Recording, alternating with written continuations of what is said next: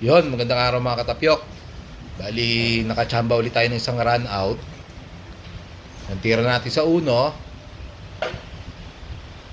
ilalim kanan para umakyat yung bola mano papuntang dos. Yon, medyo maganda naman yung naging angulo natin. Bali sa dos, naging tira natin dito, ibabaw, kaliwa.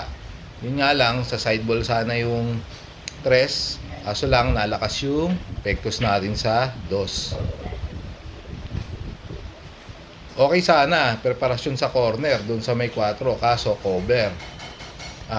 Ibig sabihin may harang. So, ang ginawa natin dito, nagkombinasyon tayo since malapit naman yung 4 sa butas.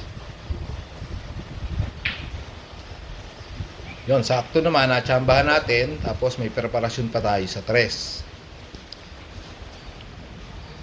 Tira natin sa 3, ibabaw, kaliwa, daan yung bola mano sa likod ng 5. Yun, maganda naman yung naging preparasyon, yung angulo okay lang din naman.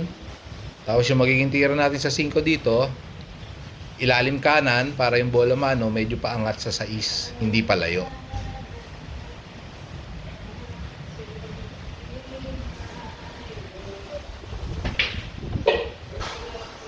Yun.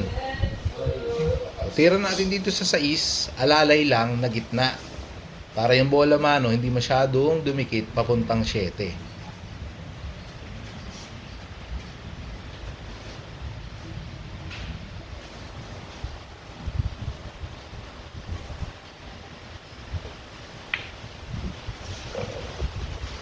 Yun, maganda yung angulo.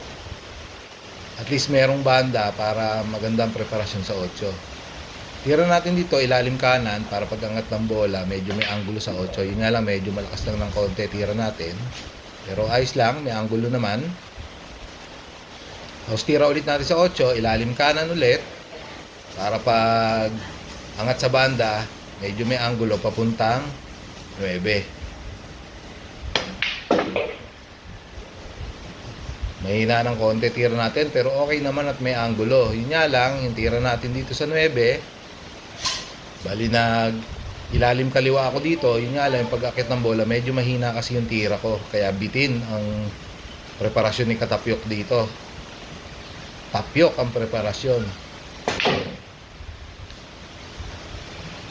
Sayang, maganda sana yung panik ng bola mano kung medyo malakas pa yung tira ko. So yun, nagdublete tayo sa 5. Sa G's. Sinukat natin, medyo sakto naman yung nagisukat natin. Kaya yun, natsambahan natin yung G's.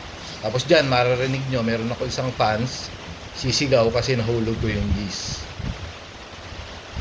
So yun, hanggang sa muli mga katapyok. Natsamba tayo ng isang run out. Hanggang sa muli, maraming salamat.